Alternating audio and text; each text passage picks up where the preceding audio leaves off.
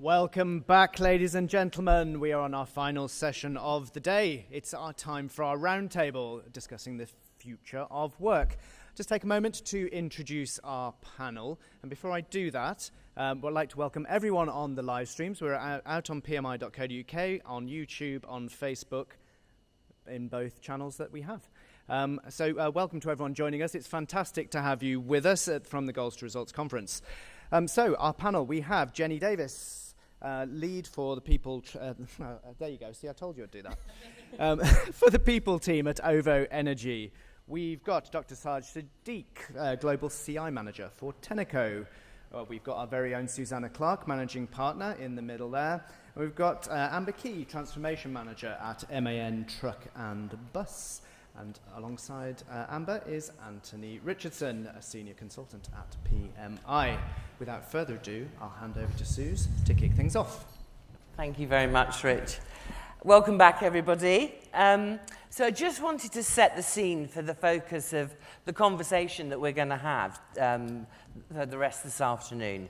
And this is really around how the Improvement Practitioner can add value, but also what does the future hold and what do we need to be prepared for, particularly focusing on three areas. So tomorrow's workforce, where it's based, in particular the question around hybrid, virtual, flexible working, AI and automation, and skills development. Now, it won't come as any surprise that I'm going to set the scene with a bit of data. So I wanted just to share three pieces of data with you around each of those three areas. The CIPD, they published a report in May 2023, and that says that 83% of organizations have hybrid working in place, and 60% of the people have flexible working arrangements in their current role. So a large proportion of the population. When we did a poll ourselves of our clients and contacts, over 80% of them were working fully flexibly in the roles that they were doing, where those roles permitted flexible working, I would add. Mazars recently published their C-Suite Barometer report, and that was based on research with 800 C-Suite leaders. And that report said that tech transformation is the top priority for CEOs, both in the UK and globally. Now, when we talk to our people in our poll and our clients, about 30%, they feel, yes, they've got this licked, they really understand what they're doing here, but around another 30% say this is very much still in the leadership domain, has not been disseminated yet to the organization. So clear goals don't yet exist amongst the people. And 30% really not really quite sure what's happening yet. They know it's out there. And the last piece of data I want to share was about the skills crisis. So this research was conducted by the National Foundation for Educational Research. And they said that up to 7 million workers in England may lack the essential skills to do their jobs by 2035.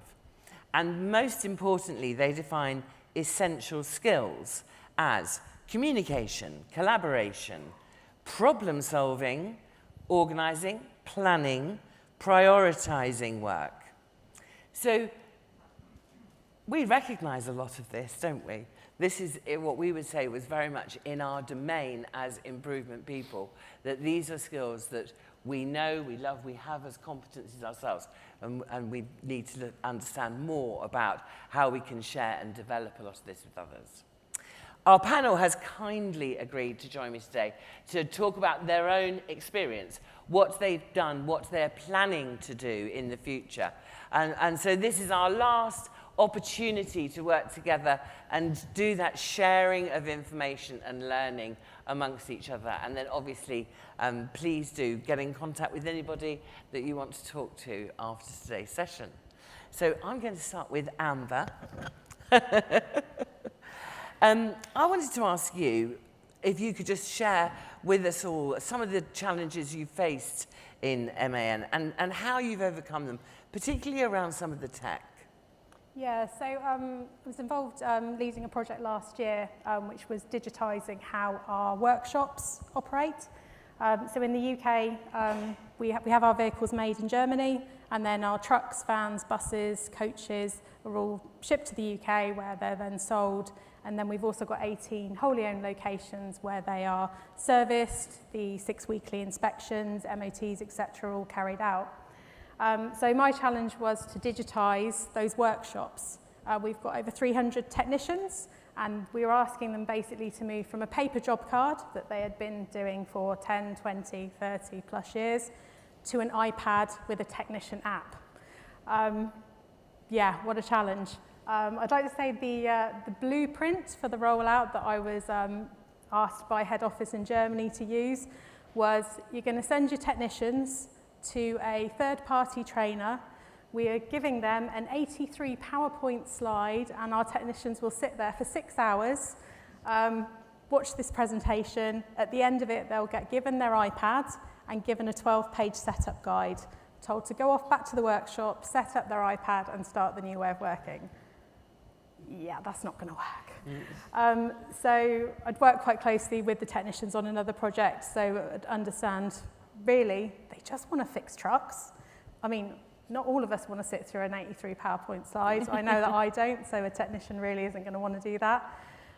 So what we did instead was, first of all, we just went around the network and actually just introduced them to what an iPad actually is, set them up on the iPad, showed them how to use emails, how to use Teams, focusing on the familiar. So Teams, you're basically saying, is like WhatsApp or Facebook Messenger, just to really try and make that transition as simple as possible. And then we said, okay, for the next 3 to 6 months, just use the iPad. We'll save you some pages on your home screen so you can view your pay slips, book your holiday, just get familiar with how to do photographs, how to use a keyboard, all of these kind of things, which is actually the biggest barrier to the whole step.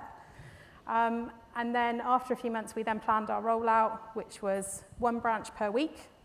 We'd go in, show the workshop controller how to allocate a job, and then go, who did you allocate that to?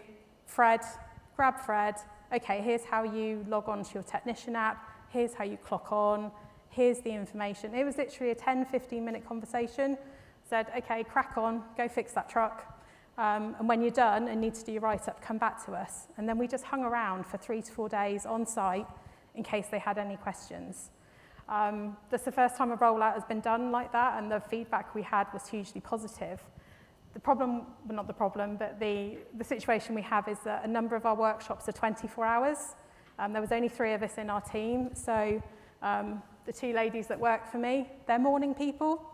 I'm not a morning person, I'm not really a night person, but they like the morning shift, so I said I would take the night shift. So you're sitting there at 2 in the morning, still teaching technicians and just being available for them.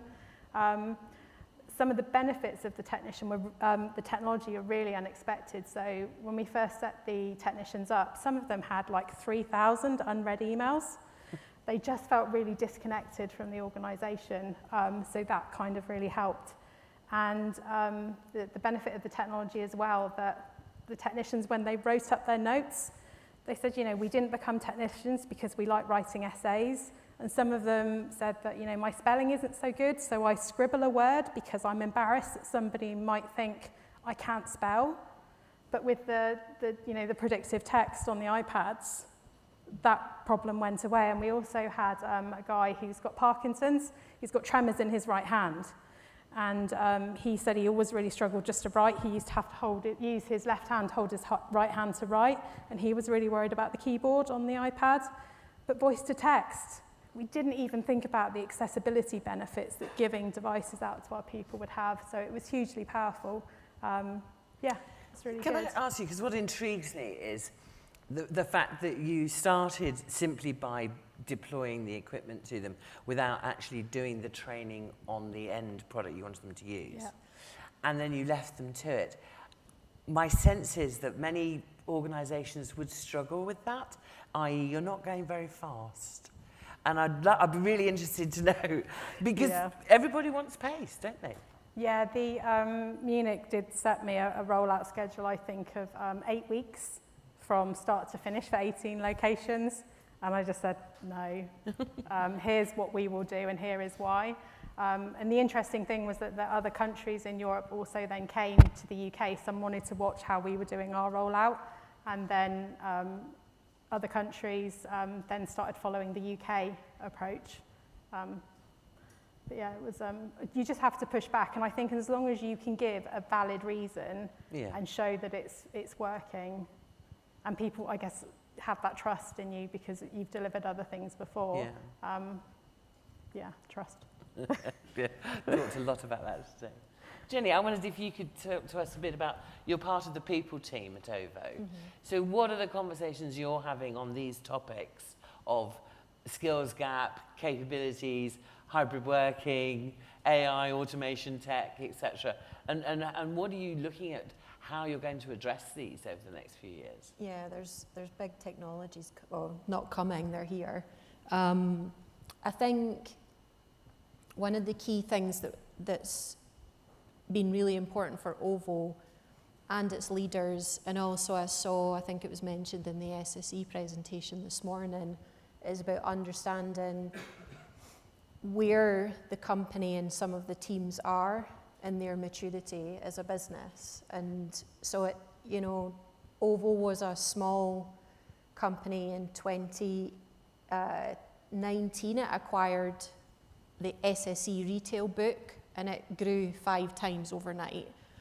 And they had this transition period of a couple of years where they had 2 cultures, very different, one entrepreneurial, one very established business, culturally very different. And there were foundational stones that needed to be put in first. That they like to move fast and at pace, but they understood that we had to be patient and take people on that journey. And then, lockdown hits. They had lots of depots, lots of offices, and the operating model had to change. So there was that whole piece of, we were kind of forced into hybrid working from home, and they had to pivot again, because when it came to opening up the doors, I'm sure some of you'll have people in your offices who were office workers, now work from home and don't want to come back into the office. And it's that, how do we find the new way? And I think all of these challenges has taken a strong leadership team that is ambitious, but wants to be patient and take their time to listen to their people. So one of the things that OVO does really well, which has informed kind of future state in terms of development, is they have an engagement tool that I think they used to do quarterly. They've cut it to 3 times a year. The comments that each individual person writes through that engagement, they're read right up at top level. The Chief People Officer, she goes through them line by line. So they're looking at what's coming through data in terms of what are our people's needs and what are their wants. Usually they say what they want, sometimes they don't say what they need. So there's a balance between us giving them what they're asking for, but also being able to take a look outside at what's coming. They're fortunate that they have some people like me who, I work in OVO, but I also keep my hand in externally, cross-industry, cross-sports, and tend to just poke them every now and again and say, we really need to look over here and start thinking about it.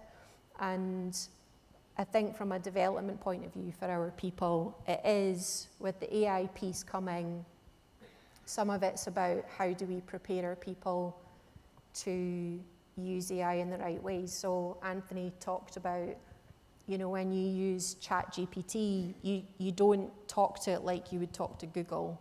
Like, we were eating here last night, I put into Google, good restaurant Coventry, top ratings. You wouldn't say that conversationally. So we have a place as a people team where there's no demand yet. People aren't asking us for how do we use AI yet, because it's not come fully. but we've had to start thinking about it early, about how we train our people to use these tools and bridge that transition gap between the old way and the new way. And then the middle bit of our development and focus on L&D is some of what you were talking about earlier, which AI won't replace. So problem-solving skills, active listening, very, very difficult to do, especially in modern times when people want to be distracted on their phones all the time. Empathy, and we've had to build some programs that do have in-person, and it's hybrid programs as well, to be honest, in some of the local hubs that help people transition in their journeys across the business. And then the last piece for us in terms of people and development is there's a lot of industry-led initiatives like green skills and big pots from the government looking to create green skills roles. Mm-hmm. So we have kind of industry demand, we have demand that we have in the business that we need to support our people with, and then we have new things that we kind of need to mix in. And it's a careful balancing act with budget and politics and understanding where we are on that journey. We have, probably, I think I did my green belt 2015, and I came out fresh out of qualifying, did my black belt with PMI 5 or 6 years ago, and I came out and I was fresh and I was excited and I was frustrated that all these senior leaders didn't get it, but we weren't in a place yet to be able to do statistical control charts. We didn't even have basic data. And I've had to learn as an individual that part of my role is about bringing other people on that journey. Yes. And finding the other people who I work with who are further along so we can create a bit of a wave rather than it just being one person who's pushing it all the time or dragging it behind you. Yeah. And I mean, you've got a very different challenge again, because you've got a vast organisation by comparison to many. It's 183 sites, 79,000 people. Yeah. So, perhaps one person at a time working to find a small wave is not going to work for you. What are you thinking about how you move forward to create the change? In terms of hybrid working, I think it didn't really exist in our organisation, but we had a lot of people who had the opportunity to do it. I've been working remotely since 2005, since I moved into a lean CI role. But it was often, you're still going into an office, but all day you're not talking to anybody in the plant. You're on telephone calls talking to somebody in China or in Mexico. Yes. And I did that from 2005 until COVID, pretty much. You're driving, I was working in Chapel-on-the-Frith, I live in Rotherham. So it's an hour and a quarter drive there, an hour and a quarter drive back. That's the expectation. And then COVID came along, and it sort of changed it for everybody. And we had a lot of people working remotely that had no experience in the past. They sat in kitchens, they sat in bedrooms, and they're doing their sort of stuff. And as COVID sort of came to an end, and it wasn't really clear when it sort of came to an end, most people went back. We're a manufacturing business. Most people are expected to be at the site. They need to be at the site often to do their job. They've got people that are reporting to them. They need interaction. A big part of our business, manufacturing business, is the tier meeting. I think it was called huddles today. We still call it tier meeting. Maybe we're old-fashioned. But you need to be typically at the site. You need information in front of you. You need to make decisions, and stuff's getting done. But for people such as me, it changed a little bit. And there's a lot of people in my role supporting business, but not at the local sort of level, where it was then okay to work from home. It wasn't the pressure to come into the office and sit in a meeting room, and it was okay. And then, so with that being okay now, how are you making sure that the improvements are happening? Visiting the sites. So you're doing a bit of both? I do a lot of the travelling bit. So I'm able to work from home. You know, like this week I'm working from home. Last week I wasn't working from home. Next week I will, and then the following week I won't. I'll be travelling again. So our business is still a lot of travelling, but the remote working isn't, you know, I've got a sort of beautiful sit-stand desk at home, and I've got a beautiful chair, and it's ever so comfortable when you sit in it. You just feel just at home, and you can just work. You've got everything around you, you know, internet and everything. But often you're sat at hotels, you're sat in a lounge somewhere, you're sat in an airport somewhere, you're sat in the back of a taxi, because we're a global organisation, and one of the disadvantages of not working at a site for me is that you used to be able to finish at, let's say 5, you're driving home, and by 6 you're at home, and then you're sort of disconnected. And now it's not like that. Now it's early morning with China, Europe during the day, and America's during the sort of late evening. And I find that's different. So it's okay to work from home, but having accepted that, it does change also your sort of lifestyle. So you're talking about an expectation now that you're working longer hours, but people aren't recognising that? I think it's recognised. I think it's accepted in our industry that that's par for the course. Okay. But I think it's come along with sort of hybrid working. And when I read in newspapers, maybe before I started in that sort of working way, you know, when I'm visiting the site, I would have thought, oh, these are other people it's happening to when you read it in the newspapers. And now, since COVID, and it's clearly expected, it feels different because I'm working physically from home rather than visiting a site.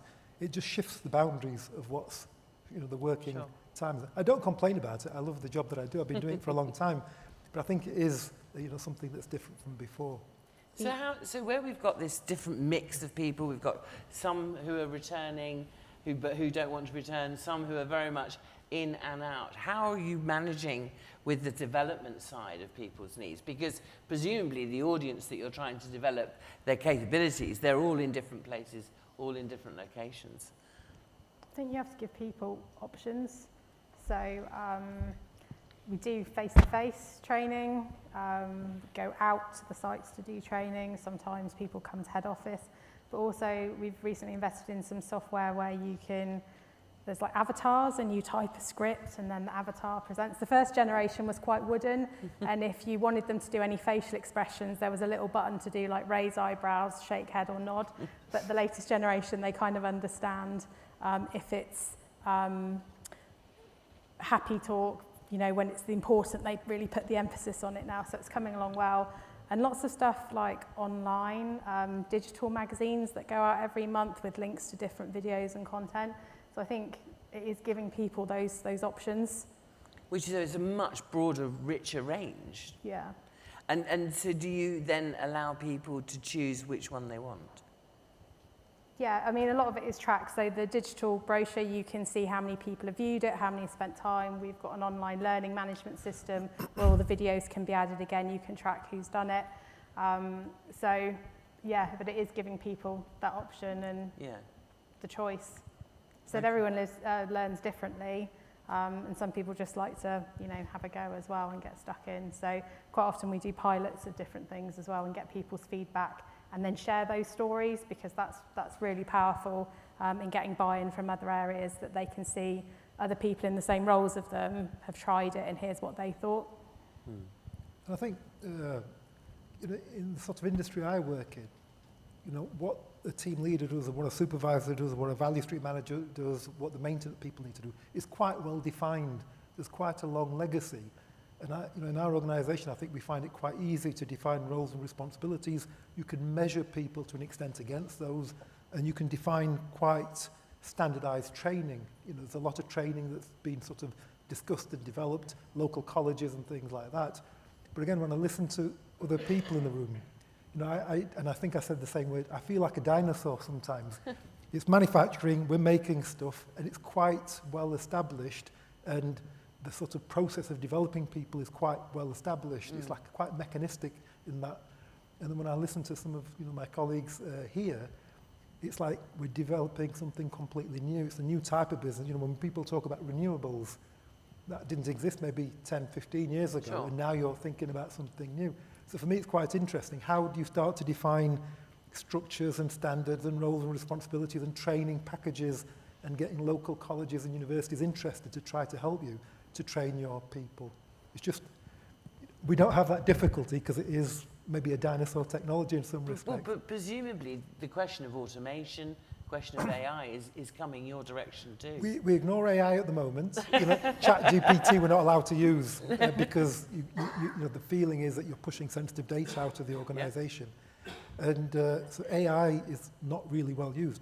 We typically struggle with shop floor data, catching it at the right time, making it available to the right people, and making it available in the right format so people can do something practical with it. Yeah. So again, when I listen to AI, I understand a little bit, you know, what I see and what I read, but practically, in terms of what we're using it for at the moment, is almost non-existent. We're right in the sort of baby steps of it. Yeah.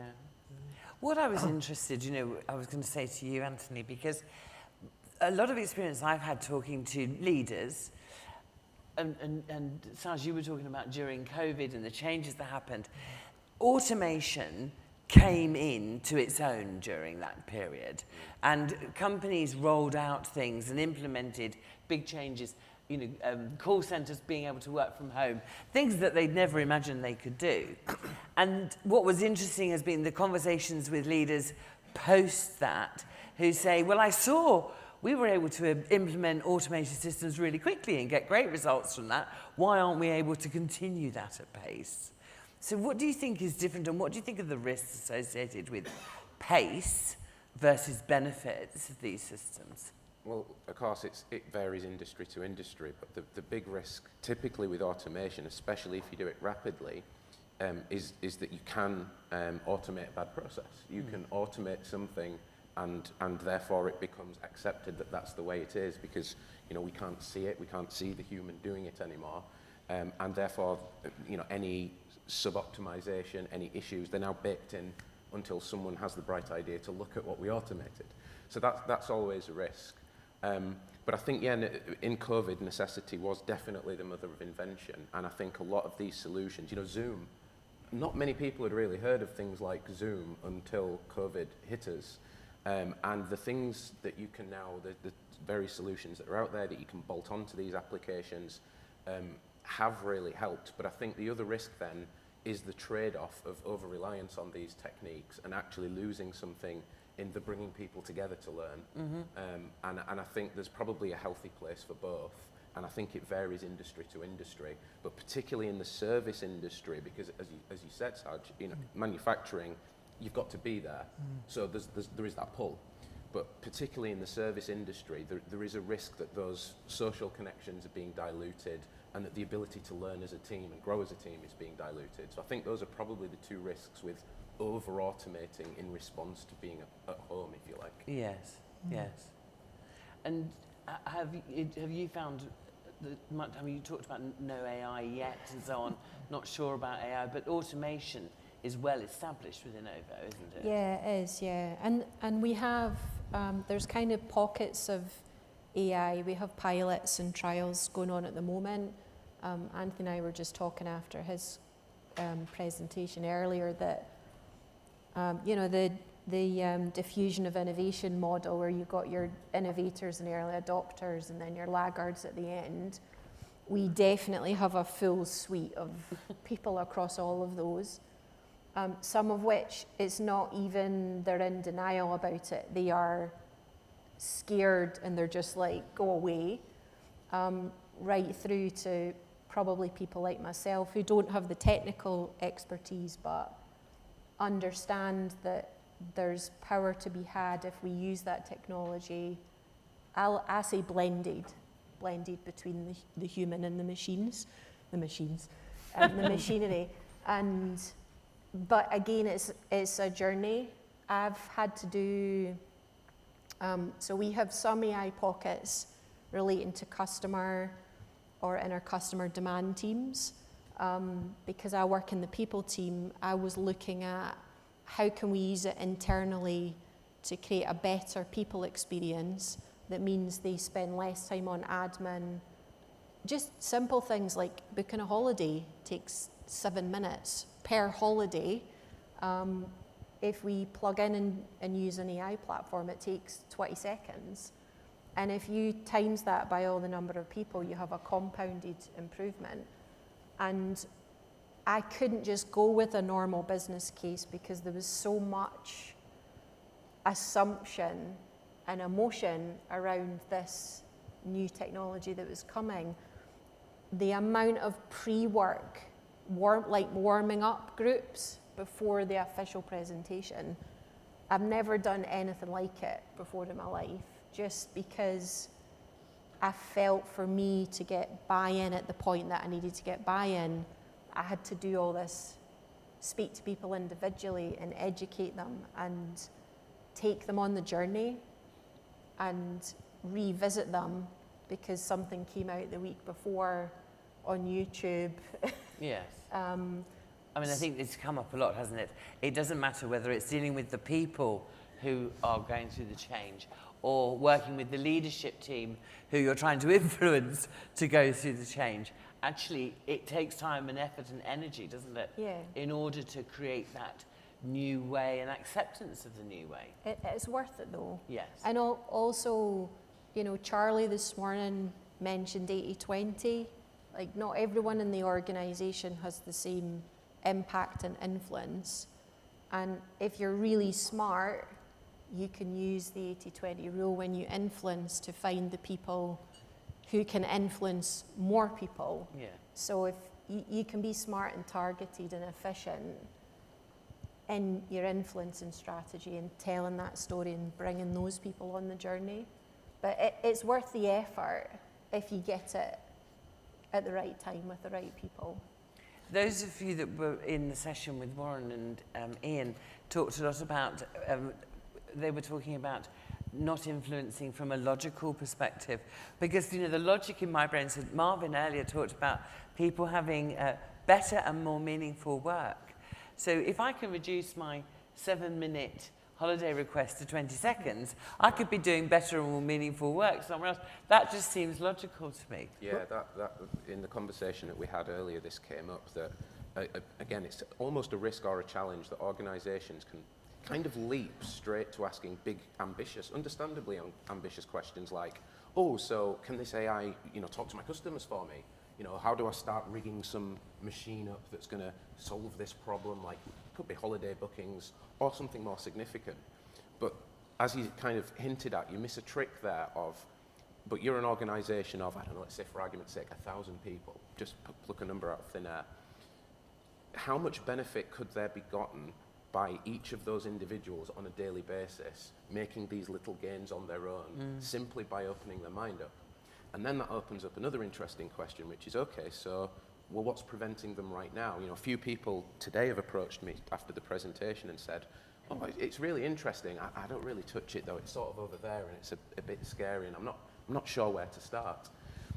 And that could be the place to start, yes. You know, looking at your 1,000 employees and saying, actually, we could get them closer to this, you know, the work feeling better, autonomy, mastery, purpose. And we can get them there actually by starting with the question, well, what is our culture like?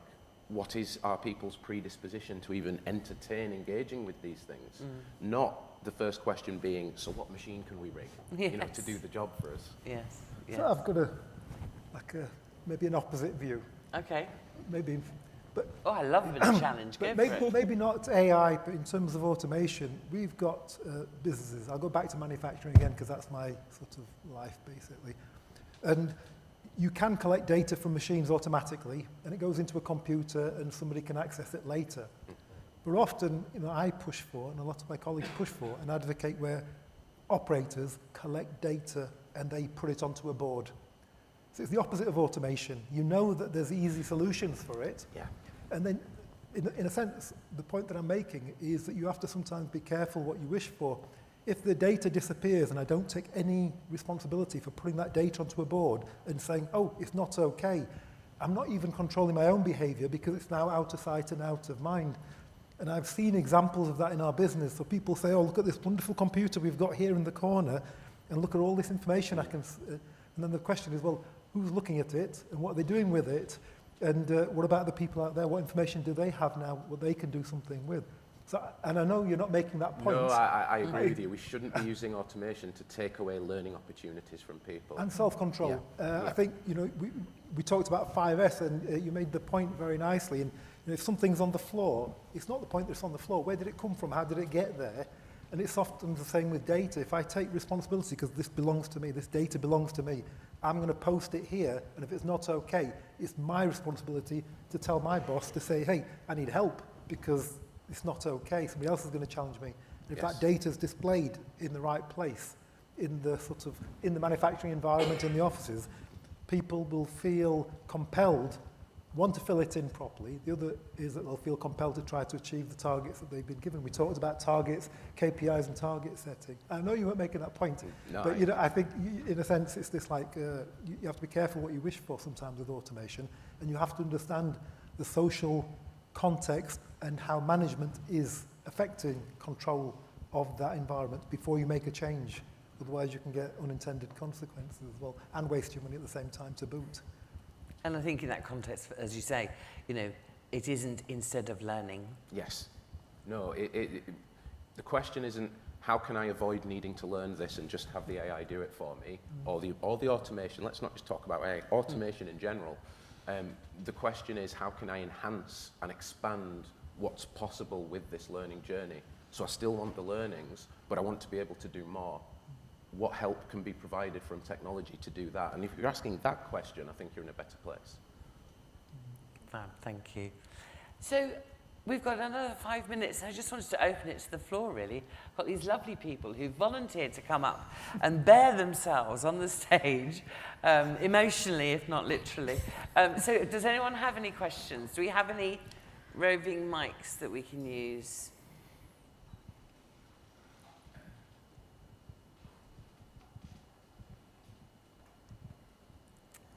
Yes, lady over here.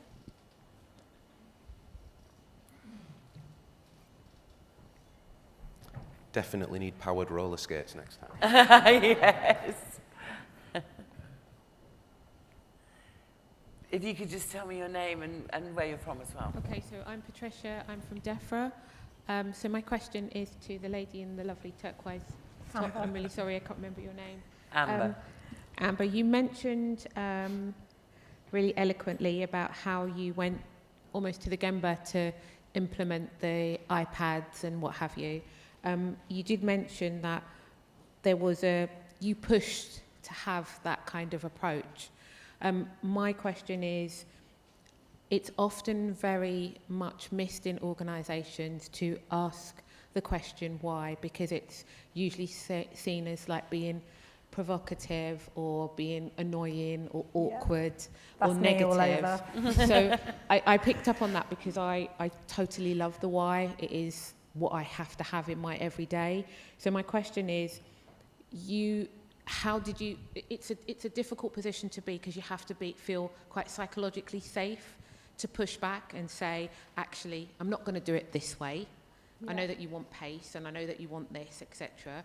But this is why I'm going to be doing it this way. Can you explain a little bit more about sort of like how you dealt with those barriers to overcome why you needed to position that why? Yeah, so actually I did focus on the why. So I did one site and I put a few technicians through, not a 6 hour, it was a 2 hour. We did it just to see what the effect was. And as we suspected, it wasn't going to work. So Munich asked me to share best practice with the other countries on an all-country call.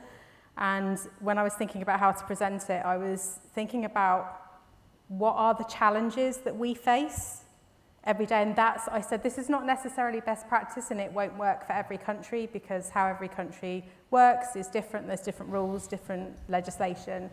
I said, but for us, for example, our vehicles have to be inspected every 6 weeks. So operationally, if you take 10 technicians out, one branch might actually have to close. How are we going to service our customers, keep their vehicles on the road and maintain that 6 weekly inspection if we're shut? So that's one thing. And I just focused on the why and sort of said these were all the challenges that we face, and therefore the reason that I'm doing this and following this approach is in response to those challenges. I did also find a little article on Harvard Business Review that I put into my presentation, which I think always helps when you talk to leadership, which was by a company called Infosys that I've worked with previously on another project. And they talked about micro changes, which basically for me is just common sense. So do something small, check, how's it going? Do the next little bit, do the next little bit. Sometimes transformation can be overwhelming for people. I mean, this was a huge change to how people had worked for years and years and years. So actually doing a little tiny bit at a time, you bring them with it, you check in, what's the feedback, do we need to make any changes, and then you move on to the next bit. So yeah, we said, what were our challenges? This is why we're going to do this way, because it's in response to those challenges that we're facing. Okay, hope that helps. Thank you, Amber. Was there another question? Jackie?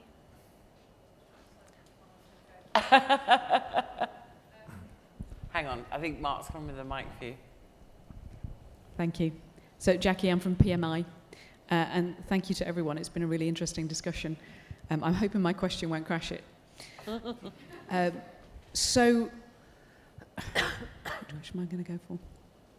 So, Suzanne, you started off early on with some really terrifying statistic about 7 million people who won't have the core skills by 2030, which, just thinking about how the flow of development of people works, that means we've got people who are stuck in the system now who don't have those skills, and we've got people coming through education who we don't think are acquiring those skills. So the question I had was, if you could just declare one thing in each of your businesses, and Anthony, you can do this PMI if you wish. If you could declare one thing in each of your businesses that you think would make a big difference to that number tomorrow, what would it cost? No objective. Senior leadership will be right behind you. What would it be? Okay. I'll give you some thinking time at this, and do you want to have a go, Alison? Straight in. Could you repeat the question?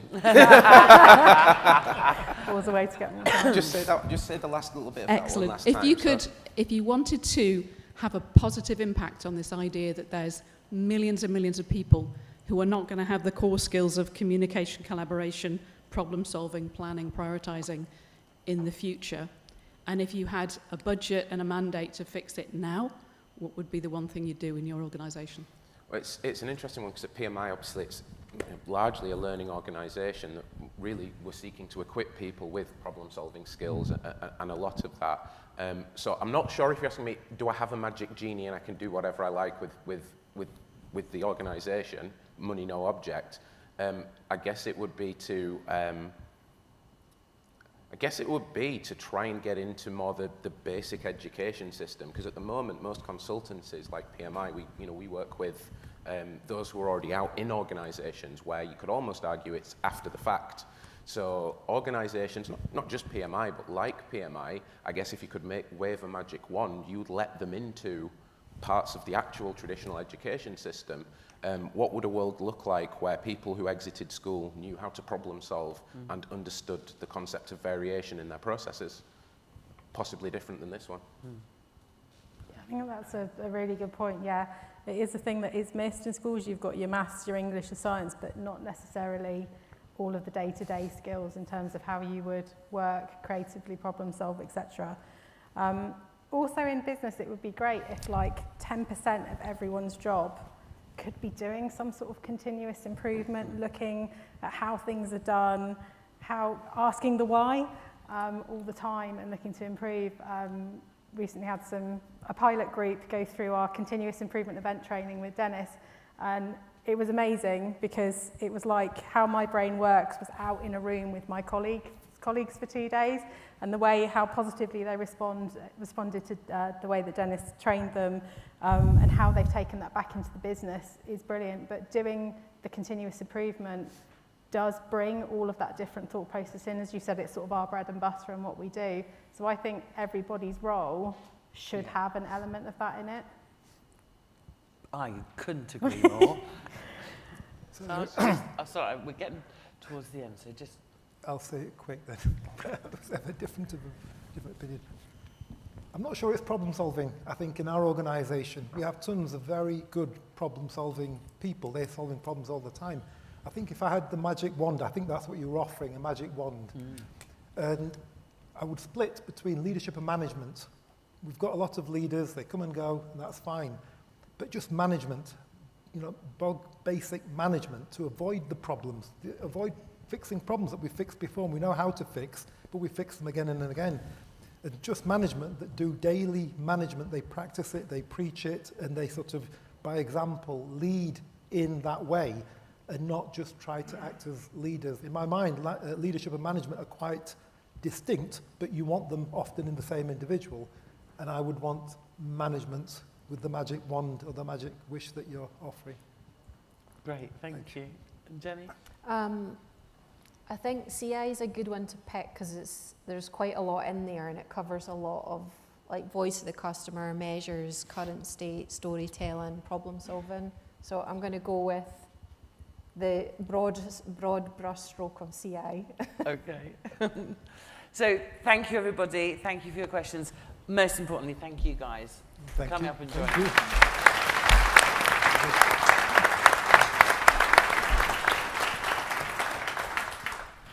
Thank you, guys. That was fantastic. And so we're here. It doesn't seem 2 minutes ago, but I can tell you we've had 705 minutes of content delivered since I started this morning, of which, by my estimation, we've had 1.5 minutes out of the agenda.